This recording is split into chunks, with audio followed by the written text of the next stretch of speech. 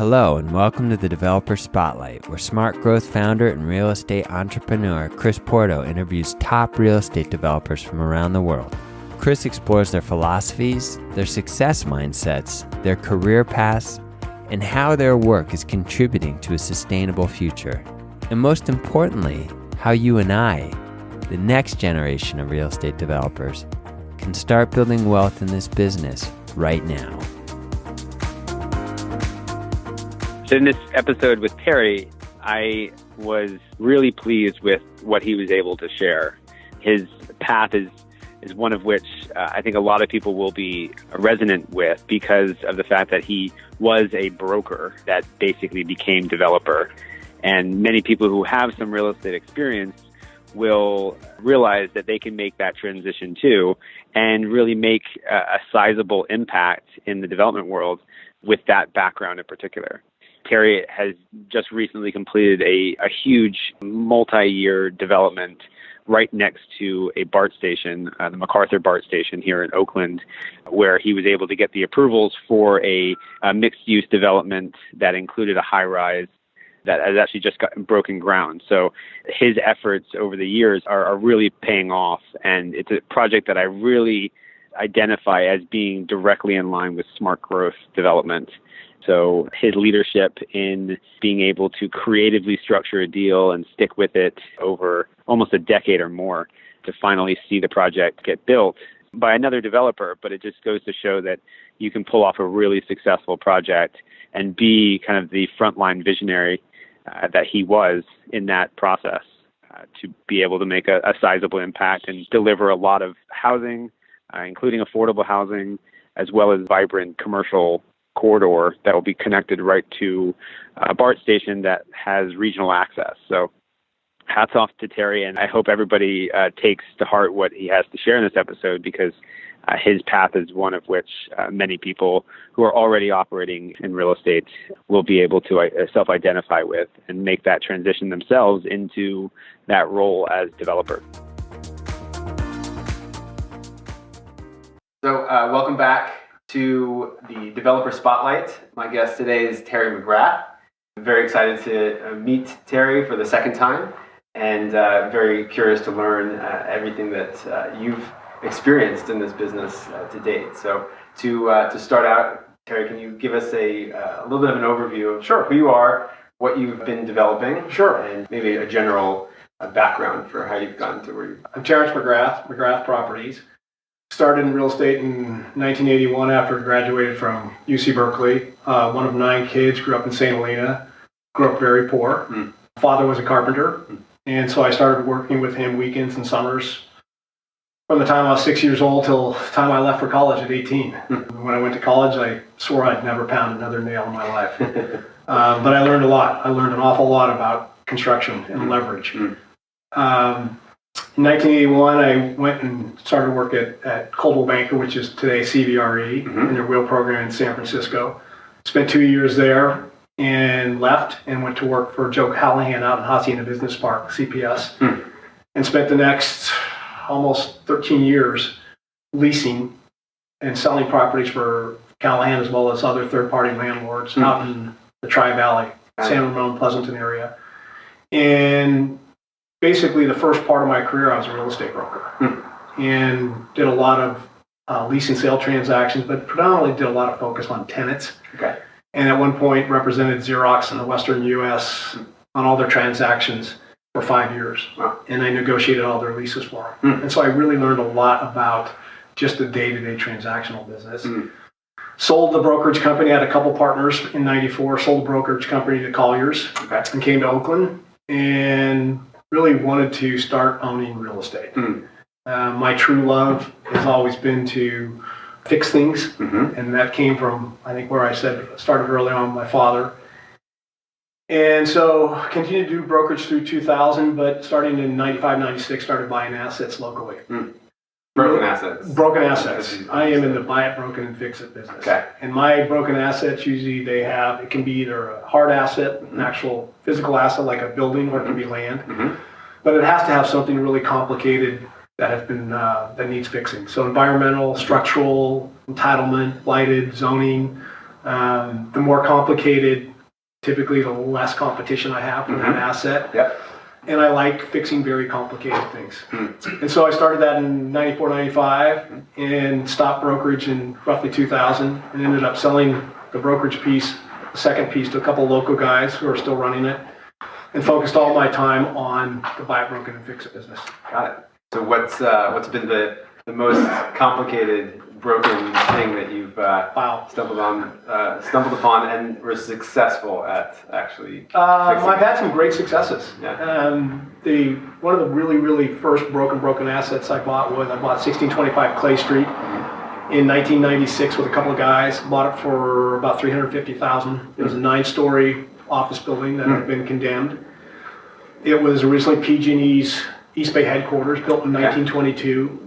It's on the National Historic Registry, so it's a federal landmark. And I bought it, sat on it for 4 years, and then decided to convert it to, or reconstruct a office building within the old office building. And did it under the supervision of the National Park Service, who does historical renovations. Yep. And spent the next 3 years renovating that building, and I still own it today as a thriving office building. Awesome. Yeah. And so for that, did you obtain historical tax credits? I got historical tax credits and made a huge mistake that they're still sitting on my balance sheet and I can't use them. Oh man. Yeah, it seems like it's a pretty complicated world. Yeah. Sell them. Yeah.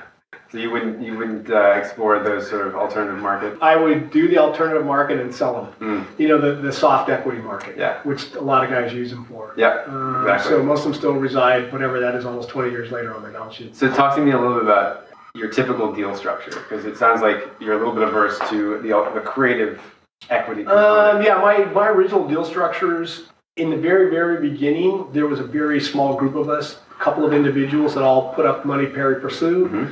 Each brought a somewhat unique skill set and sort of cooperatively fixed operated the asset.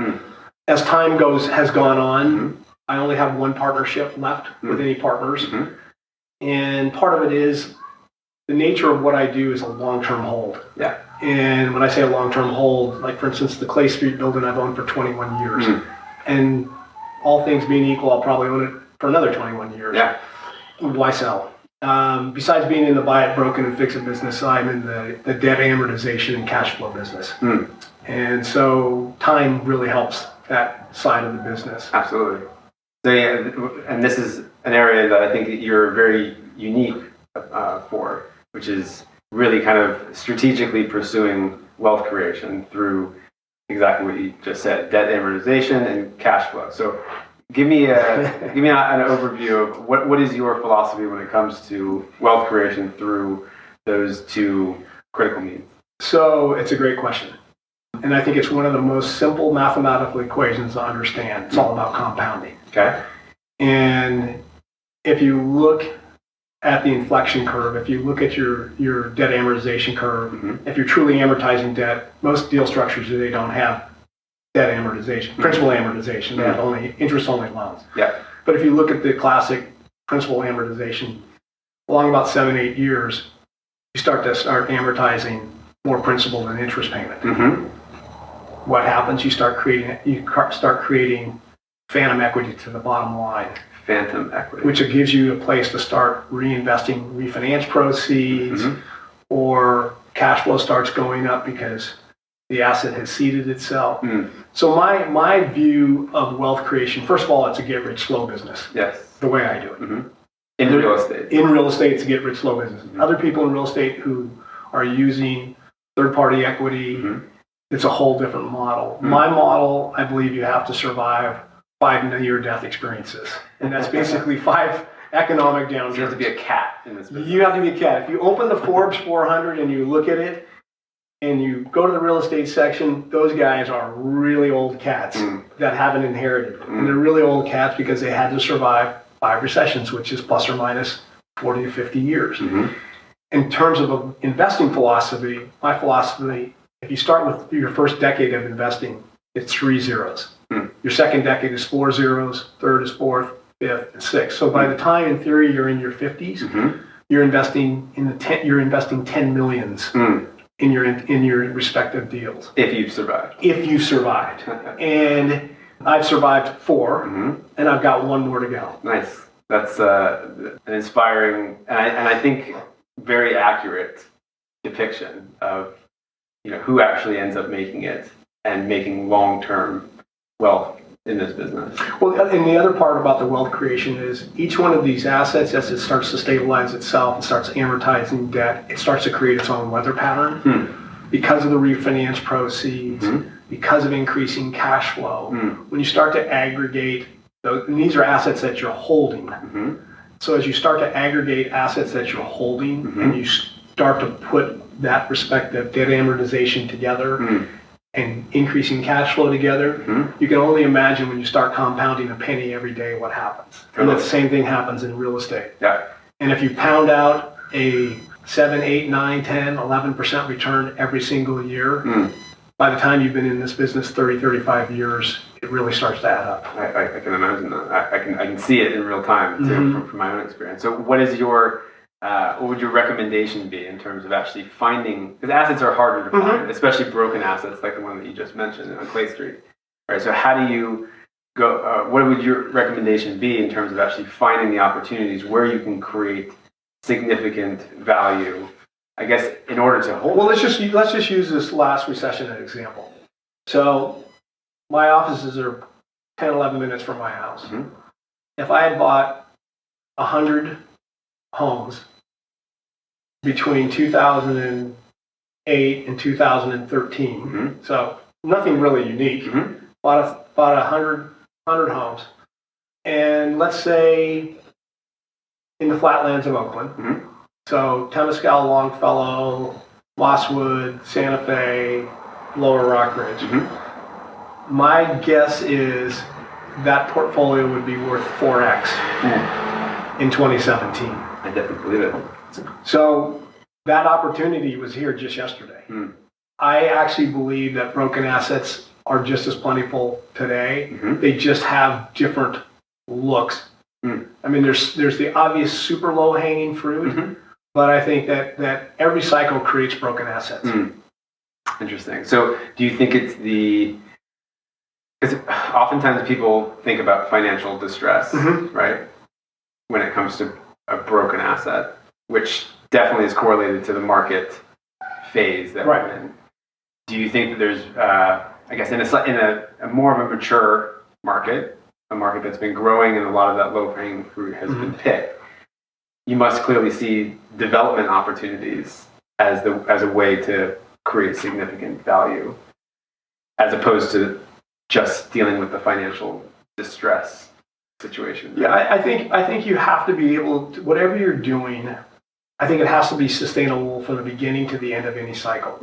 And I think the challenge always is, to some of the younger parts of your audience looking at this, a lot of these projects get underwritten on the optimistic side of underwriting. Sure. And truly, in the end, if I look at my survival was predicated on doing what I do every single day, no matter whether the sun was shining or was pouring rain. Good economy, bad economy. And so I think when you underwrite these projects, to your point, you have to both be buying the broken asset. It's like creating inventory, but then in the end, you have to be able to put that inventory to work through the cycle. And so, for instance, right now, what I'm trying to do is create inventory for the next cycle. Sure. I mean, obvious inventory that I can control, but then there's a whole nother set of unobvious inventory that will show up because of the downside of this current economic cycle. Totally. Which there will be a downside. And that's someone in your position, right? And someone who's been in this business for multiple decades, the time horizon to plan in this business starts to open up. Yes. That's a critical learning that I've realized, is that, especially starting out, your time frame to actually create the value, it has to be a lot quicker. I mean, I think there's a little bit of a false positive with that, or it's a little bit counterintuitive that the time horizon is shorter based on when you start out. I think somebody asked a question. It was I think it was to Rich Robbins in some seminar 20 years ago that I attended, and they asked him, how do you make money? He said, add value. Yeah. And so I think whatever you're doing in this business, if you can truly walk home at the end of the day and say I added value, then I sort of don't worry about the time horizon.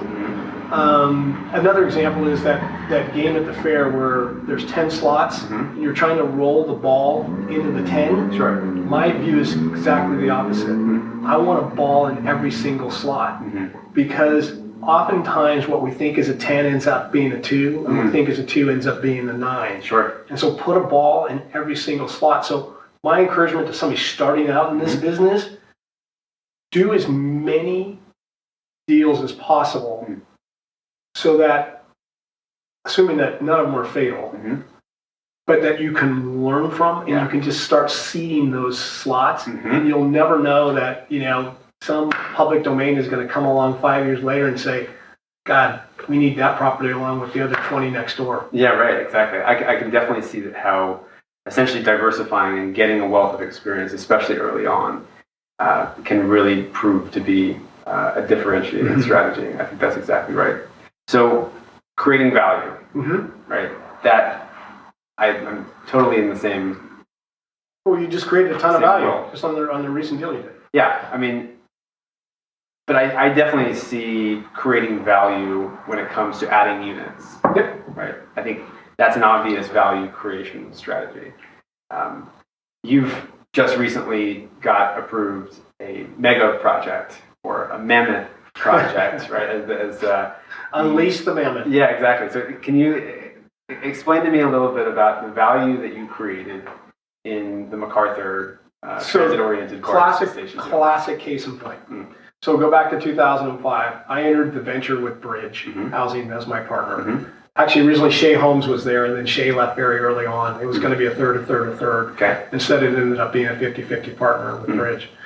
Our partnership was really about getting the entitlements for the MacArthur BART station. Took us close to 5 years to get the entitlements. And at the time, those entitlements were predicated on relatively low zoning. Our height limit was 85 feet. And even though on one particular site, we'd studied a high-rise alternative. Beginning in late 6, early 7, obviously we go through the Great Recession. So everything comes to a screaming halt. Yeah. But the dynamics of the Bay Area continue to change. And the relevancy of BART in 2005 on a scale of 1 to 10 was probably a 2. Really? 3. Wow. So this is before my time. If you really think about the relevancy of BART, I mean, now fast forward to 2016, 2017, the relevancy of BART, 8, 9, in terms of impact in the core Bay Area on the value of properties. I mean, it's obvious why, especially with the lack of infrastructure. Yeah, and freeways were a lot less congested 10, 15 years ago. So in this particular property, we get our entitlements. Bridge buys me out for a host of reasons. And one of the parts of my buyout is the ability to come back in and buy one of the sites.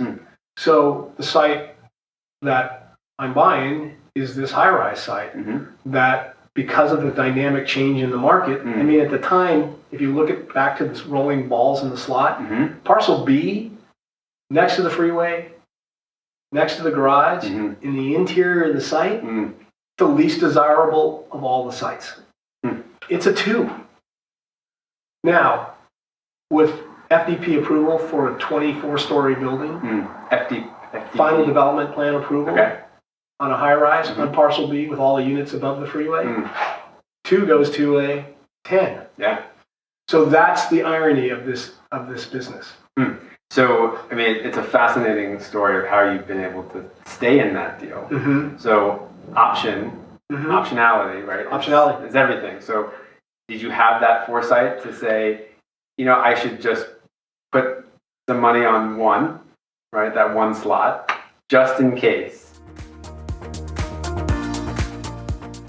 Hi, everybody. It's Chris Porto here. I just want to take a minute during this interview to interject and share with you a little bit about a new and exciting program that I've just recently launched called the Developer Academy. The Smart Growth Developer Academy is designed to provide anybody who is interested in stepping into the role of developer or scaling up their business in real estate already to get involved in this particular type of development that I and many other people are promoting in this movement towards smart growth. So I want to invite you to check out my website at smartgrowth.co And if you check on the services section, and you'll see the Developer Academy on there. It's an 8-week program.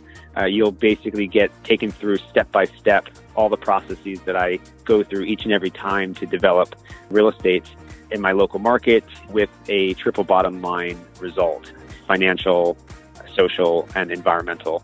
I really believe in what's happening in this program. I already have 20 students going through the first iteration, the first cohort of this program, and know that everyone is getting a lot out of it. I'm also providing a lot of resources to my students, including the financial models, the marketing campaigns, and the legal contracts necessary to actually start making money in this business by creating impact, most importantly.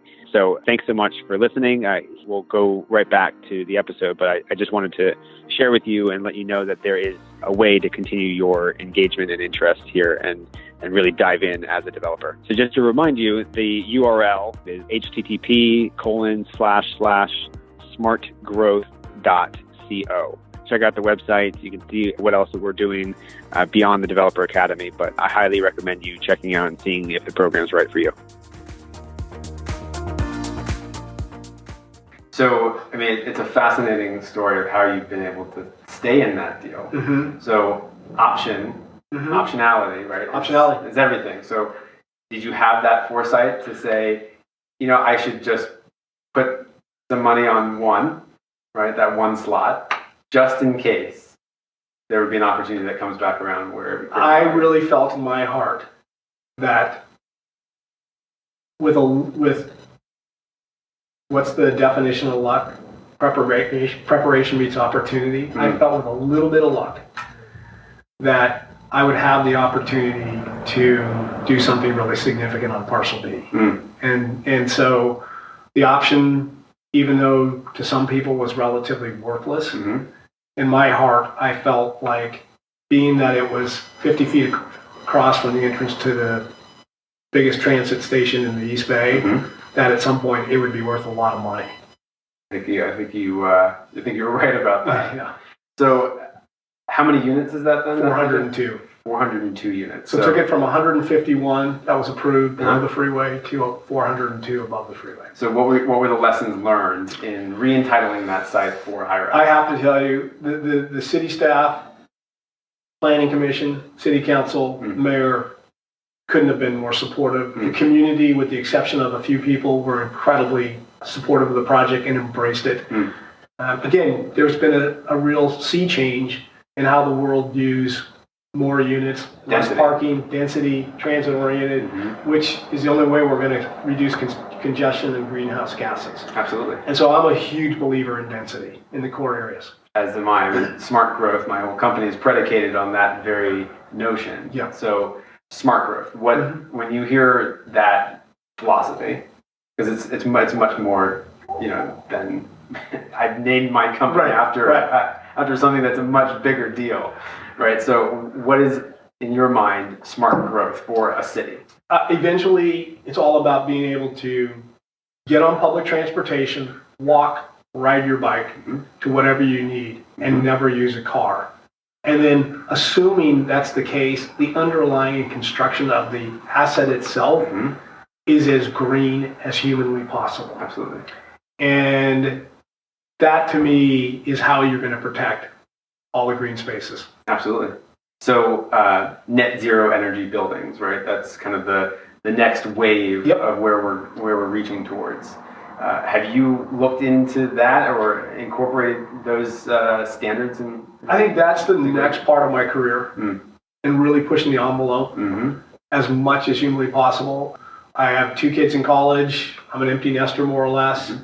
I want to live somewhere along Telegraph. Yeah. I want to live somewhere along College. Right. I want to live somewhere along 40th. I want to live where I can walk, ride my bike to work, walk, and ride my bike meal to everything I want to eat and you. drink, and then hop on a BART train. I use BART today. I use BART probably anywhere from 3 to 5 times a week. Nice. So you go into the city constantly. I never take Uber. I never take Lyft across that bridge. I doesn't never make drive a sense. car. No, it takes longer, right? You're stuck in a car, and you're contributing to greenhouse gases at the end of the day. And most of the time, most of the places that I'm going to get off and go to in the city, most of the places are walkable within 10 minutes. Yeah. I mean, I can walk to the Huntington Hotel straight uphill in less than 10 minutes. Great. And so occasionally I'll use Uber or Lyft in the city if I'm going, to someplace that's fairly removed. But I'm a huge believer in BART, and I think that they're going to continue to get better and better at what they do. Shifting into new opportunities. When you're looking at a new opportunity, what are the primary criteria that you're considering when actually proceeding with a new development? Demand. Who's gonna rent it? So are you driven by the data in terms of? No, it's more just just studying things. It's more trying to stay elevated and not get confused by what's happening on the ground. And I think if you can stay elevated, and again, if you just look at BART as an example, I don't think it's very complex. If you just wanted to invest around stations within a quarter of a mile, that could be somebody's investment philosophy for the next 50 years. Kind of like mine. Kind of like yours. And I don't think you're going to go wrong. And I think that, if you looked at the top 100 stocks in America and you looked at the top 10 performers within those 100 stocks, I would guarantee you that the top 10 performers are going to be the top 10 performers that are within a quarter mile of those stations. I am totally in agreement with that. And then we're super fortunate that we live in the Bay Area. Yeah. Whether intellectual property, three amazing universities, etc. Human capital here. Human capital. Huge. And the dynamic change in real estate, the actual physical change in real estate, cycle to cycle, unparalleled. Yeah, I agree. But you can't just bet on location, right? There's many. Location. That is the primary advantage. But there's costs. There's demand, as you're saying. Do you have particular financial metrics that become the primary indicator for you, especially with a longer term view, right? First of all, I never use an IRR. Okay. I think an IRR is one of the biggest magician's tricks of all time. That said, I can tell you what my IRR is over the past 25 years. But why is it a magician's trick? Because it's manipulated. I hold rents. I grow rents at 3.5%. I hold expenses, and I lower my cap rate. God, look what I did to the IRR. My view of this is you have to use a very simple metric on the front end, and you can basically you make an educated guess on the revenue and cost. And as to get your net operating income. Yep. What's your unleveraged return on that asset? Yeah. And as an example, if you look at Boston Properties, largest public REIT in the country, who's my partner on McArthur BART, their metric, what's the first year return? Yeah. They don't get hung up on year 2, year 3, year 4. But over their costs, right? So it's the yield on cost metric. Unleveraged return day one. Yeah. And so I think you can get really, really fooled by trying to manipulate what a 10-year return looks like. That said, I do 10-year returns. Every time I do a project, I'll do a 10-year return just to play with things. And predominantly what I'm trying to do is find what can go wrong. I don't want to prove myself right. I want to find where the little piece of dynamite is in the deal that can blow it up. So you're actually, when you're underwriting, you're more concerned about what can go wrong. What are the downsides? I'm moving rates from 4 to 8. I'm moving the amortization schedule from 30 to 20. I'm trying to find holes with very subtle changes in the markets that can completely flip it upside down. Yeah. So when I'm looking at these things, and then part of it too is I try to find assets that I can sit on for a long period of time and not have any exposure and let the market do the heavy lifting. Yeah. So I'm not under any pressure. This building I'm sitting in, I bought in 2006. Hopefully we'll break ground next year on a 70-unit project. Nice. This is probably a little bit of the extreme side of the equation in terms of holding something with no return. Although you're running your office out of here, right? So But I run my office out here. I've got other tenants in here. Yeah. But I've never made a dime of profit on it. But it hasn't cost me any money. And so part of the trick in real estate is, to your point earlier, you want to be careful not to put yourself in a place where there's a gun being held to your head. Yeah. Because then, and the cycle turns against you, you've just ruined a lot of really good work. Absolutely. And so I have a tendency to let the market tell me what to do and when to do it. And so, like I said, I try to buy stuff that if I have to sit on it, I'll sit on it. So one big component in whether you would have to sell it, right, is ability to secure debt. Yeah. So it seems like you are pro leverage. Like leverage. What is your approach, though, when it comes to securing leverage to not get it too leveraged? So, real case in point, if you look at the last recession, the Great Recession, as some people refer to it as, the reason I survived was I was relatively lowly leveraged. But if that recession had gone on for 2 more years, 3 more years, the additional compression from values in 5 and 6 to values in 13, 14, 15, remember, the debt doesn't get compressed. Right. The equity gets compressed. Yeah, exactly. And the value gets compressed. So if it didn't get compressed, it could have taken me down. Today, I probably am about 40, 45% leverage. I like leverage. I think you got to be careful not to fall in love with it. Yeah. And I think right now it's been a really easy time over certainly the last 5 years. But if you look at our interest rate profile over the last 15 years, it's really easy to fall in love with free money. Yeah. I mean, especially in the smaller scale world, a lot of the time you can borrow everything that you need. Yep. 100% leverage. I've never done that. So what are the pitfalls in doing that, right? The music stops. The music stops. And you're stuck. And they love you when you don't need them. They hate you when you need them. And I can name the 5 biggest banks in this country, and every single one of them is exactly that way. Yeah. So just because you have a good relationship with your lender right now doesn't mean you're going to have a good relationship with your lender when the tables are turned. Yeah. And they hold the cards. Playground does. They're doing it because they can. Yeah. So you got to be really, really, really careful about leverage. Absolutely. One thing that's really fascinating to me is this whole democratization of finance, right? Where the crowd, the people, right, can actually be brought into the conversation and participating in these deals where there's almost now a relationship to the masses as opposed to that one company, right? Do you see any sort of ability to start participating in that world where you're generating returns for the people as opposed to just the banks? It's funny. No, I don't see. I really see where I'm going more is one, as you and I started talking earlier. At 58 years old, unlike being a professional athlete, you're way past your prime. In real estate, you're just coming into your prime. Yeah. As you and I talked about, if you've survived and if you've got a balance sheet and if you've got a heart and you've built relationships and you have the energy. Yeah, the energy. So for me, the next 20 years is about one, is continuing to have fun doing what I'm doing, and 2, figuring out how to give it all back. And so my way of helping the people is just going to give it all back. Through charities. Charities. Yep. Interesting. So what are some of the charities that you Working on that list right now. Okay. Yep. Good. I mean, I think that's an absolutely. It'll be driven by kids. It'll be driven by kids. Yeah. So you're invested in the next generation. Yeah. Yeah. College scholarships, getting them into high school, getting food on the table.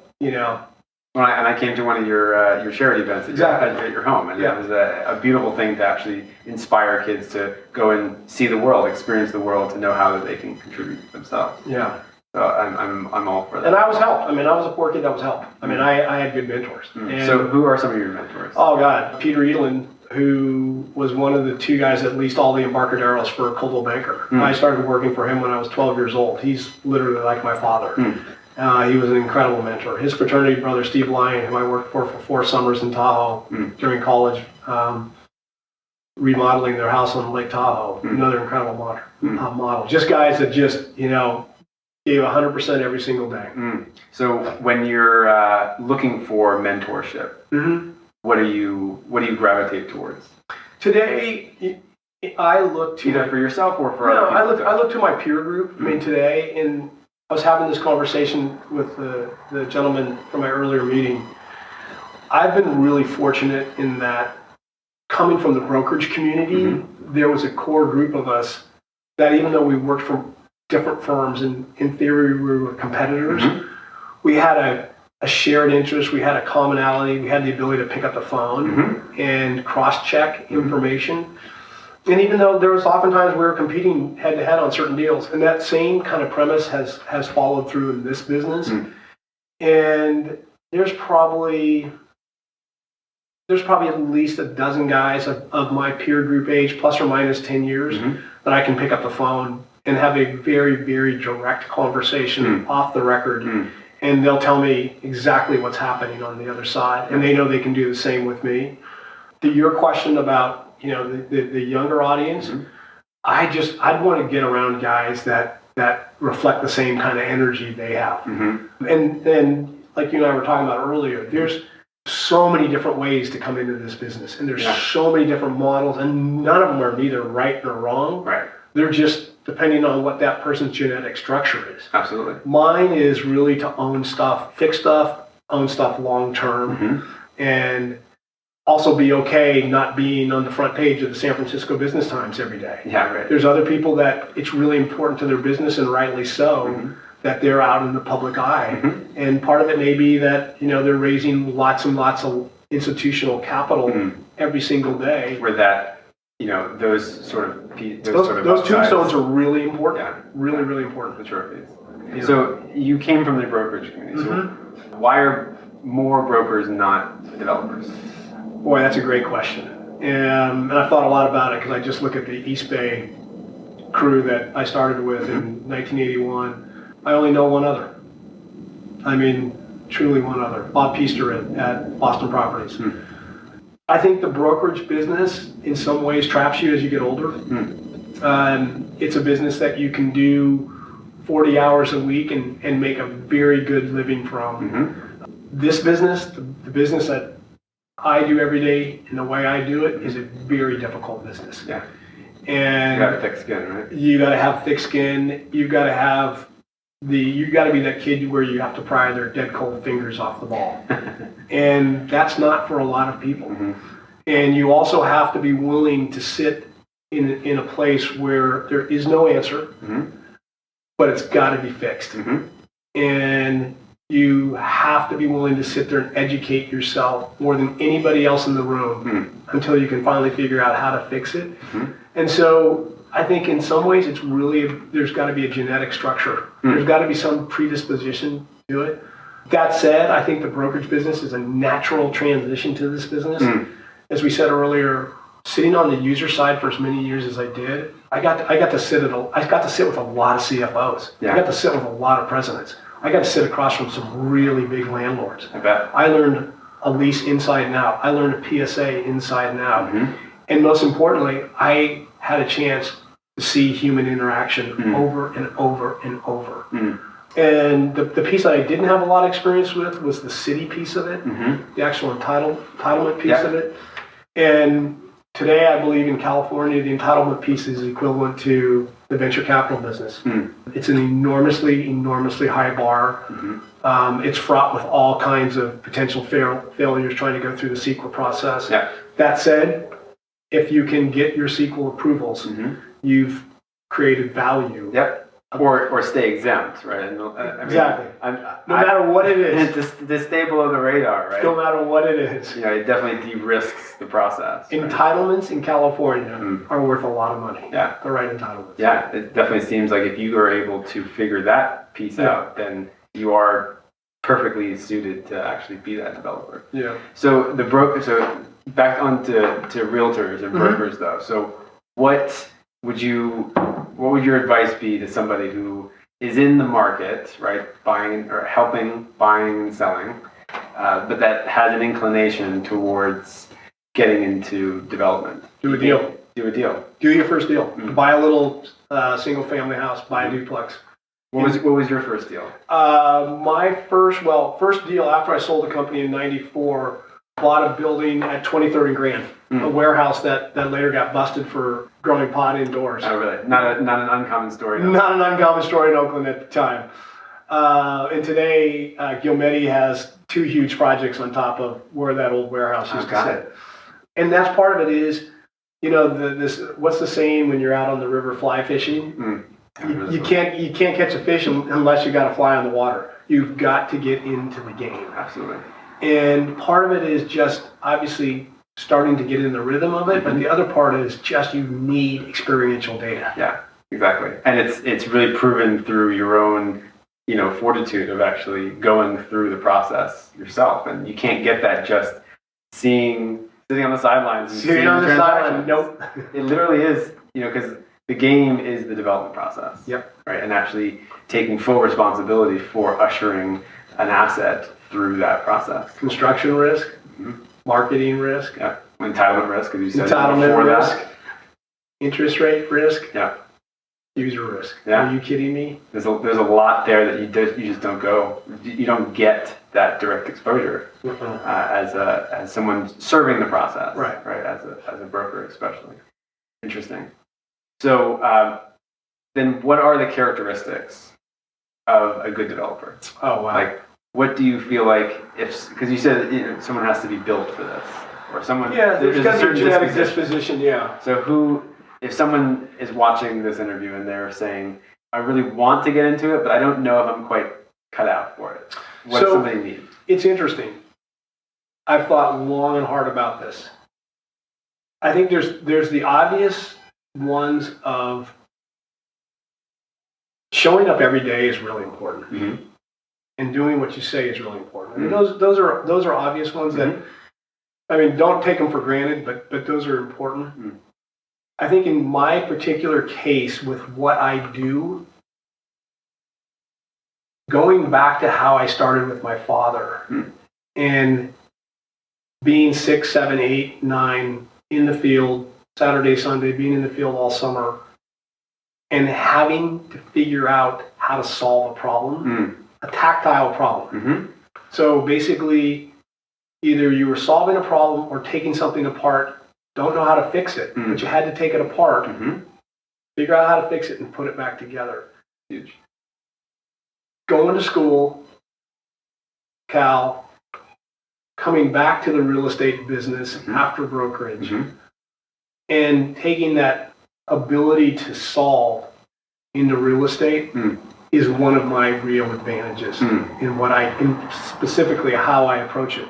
And I think what happens to a lot of people when they're presented with something that appears unsolvable or it's never been done, somebody says to them, "Oh, that's never been done." I said, "Okay," and they turn and walk away. Yeah. Or and it's interesting because it can be that no one's ever done it, but it's not that the solution doesn't exist. Exactly. No one's ever done it. So that doesn't mean the solution exists. Right. And what I've also found with any public agencies, if there's a will, there's a way. Right. They will help you if they're on the same page. And so what happens to most people is the initial process of somebody saying, this is the only way to get it done, narrows possibility, narrows your optionality, narrows your value equation. Right. And the other thing is, that also happens to some people, and I think to who is genetically disposed and not genetically disposed, there's a fear that occurs when you don't know how to solve something. The uncertainty. The uncertainty. Or you have taken it apart and you don't know how to put it back together. And that's actually the exact opposite for me. I'm most comfortable in that moment when I know I don't know how to fix it. But I have to educate myself and then I can figure out how to fix it. And so for the person who wants to get into it, I'd say that other than the obvious things, that's a really important part of what I do. It's fascinating. So what I was getting from that is you really do need to actually uncover the will to actually find a way forward in the midst of that uncertainty and the fear that will probably arise. And you have a recession, you have a bank, you have a spouse, you have a next door neighbor. All sorts of competing interests. I mean, you have all these things that basically in the morning there's a little red dot on your forehead that somebody has there, you don't know where they are. And so part of this business is learning to figure out where that is and how to fix it. Yeah, and manage it. Fascinating. So are there any other key characteristics that you would highlight? People skills. People skills are really important. Political, legal, public agency. Partners. Yeah, it's really, really, really important. I'd love to hear a few instances of people dynamics that you've had to deal with. Either I'm not going to mention any bad. Yeah, of course. But there's, even from my short experience in the development world, like either dealing with partners or dealing with public officials or dealing with disgruntled people on the other side of the buy-sell equation. No one seems to be ever totally satisfied. So how do you navigate that? So now I'll go back to brokerage. My view when I got in the room with either the buyer or the seller or the landlord and tenant, I never wanted there ever to be an issue that would occur that would kill the deal. Fast forward to today. I never want to be in open ground without cover. And I mean cover, I want air cover. So if I'm going to take on a project like McArthur BART, I want staff, planning commission, council, mayor, unions, affordable, Greenbelt Alliance, neighborhood groups, TBID. Everybody that you can get. By coalition. I want to know before I'm ever out into open space that I've got support. Nice. And I think that too many people underestimate the value of a coalition. Yeah. And it's really important, even on a little remodel, infill home in a neighborhood. Yeah. One really vocal neighbor can cause a lot of issues. Absolutely. And so I try to lay a lot of groundwork. Seems like a team building effort.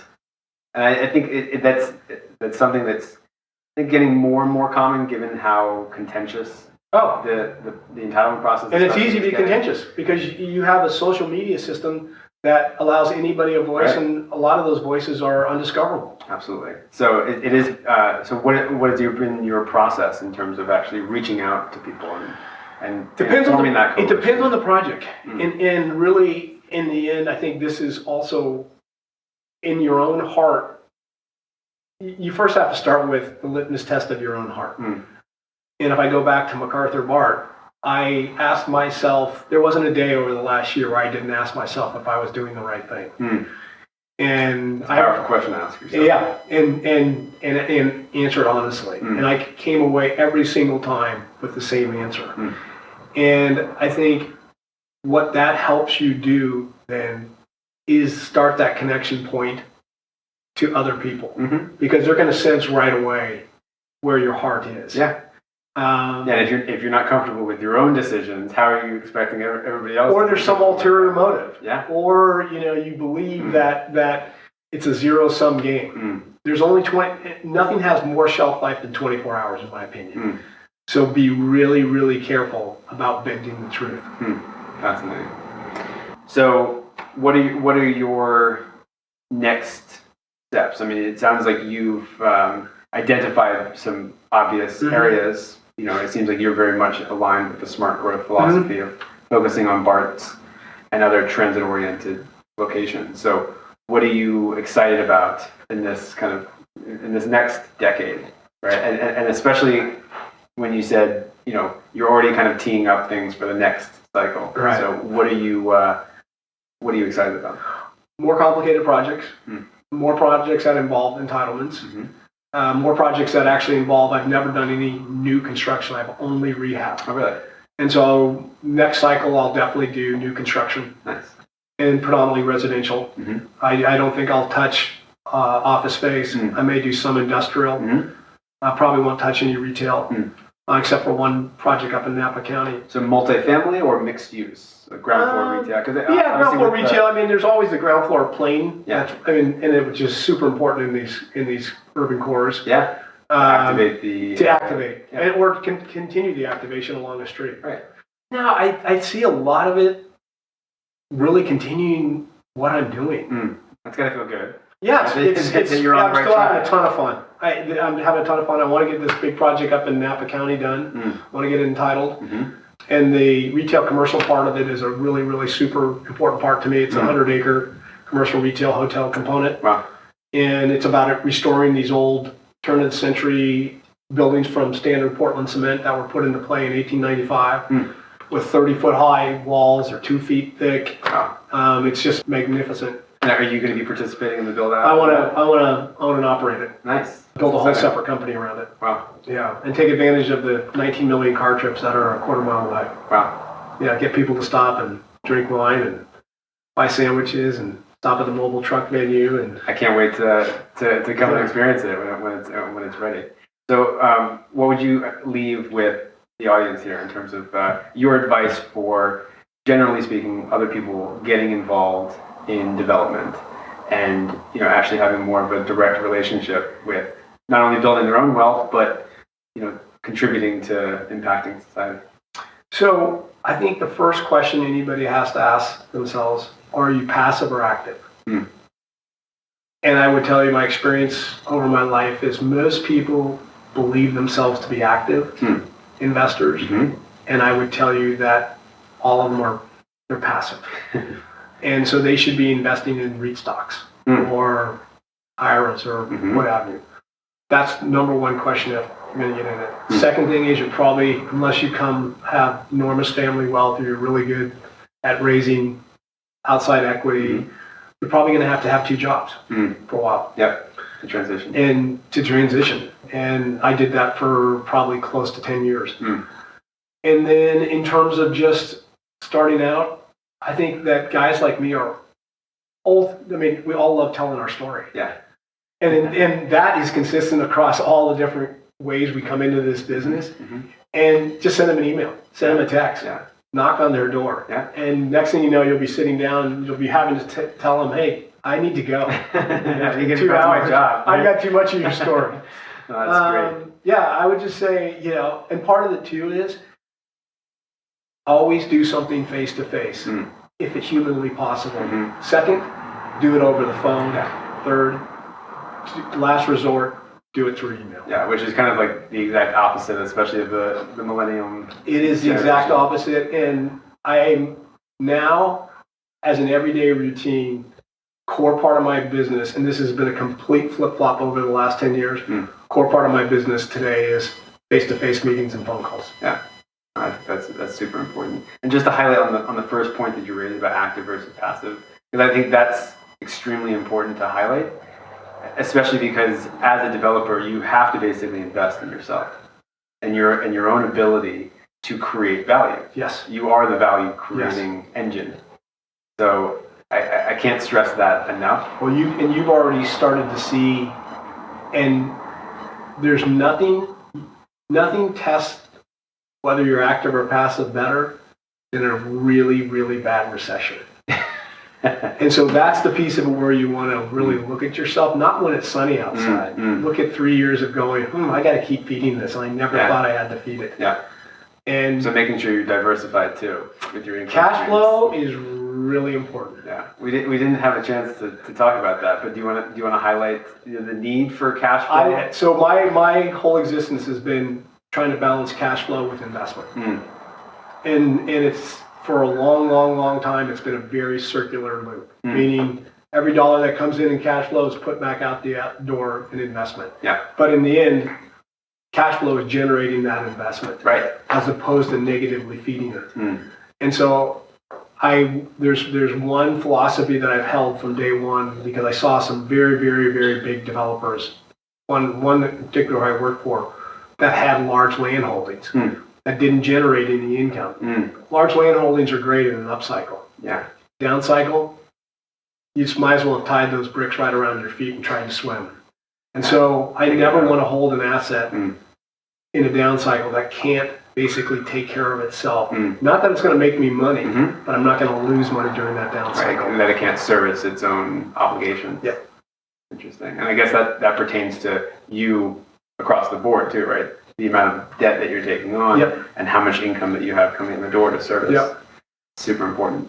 And I don't think that message can't be yelled enough, especially to the people who have taken that leap into real estate development already. Right? 75-80% looks awesome when the sun is shining. Yeah. 75 to 80% when the asset's being compressed 3 years into a recession and the asset's now worth less than the debt. Oh, that looks awful. Yeah, that's a hard That's a hard nut to swallow, right? Yes. Well, I really appreciate you Chris. taking the time. I think this is going to help a lot of people, and I'm looking forward to And building by a the way, relationship. Yeah. just a shout out to this guy. You're one of the true bright spots that I've met. This is the fourth. 1, 2, 3, 4. This is fourth time. And I can tell you I'm nothing but impressed Awesome. from all the different ways you've approached this business. I appreciate So that. I can't wait to see 10 years from now. Cool. Well, maybe we'll do a deal in the future. That'd be great. Cool. Thank Thanks, you. Terry. Thanks, everybody. If you enjoyed the show, the best way you can support the Developer Spotlight is by leaving us a rating and a review on iTunes. That's the best way to help new and emerging real estate developers discover the show.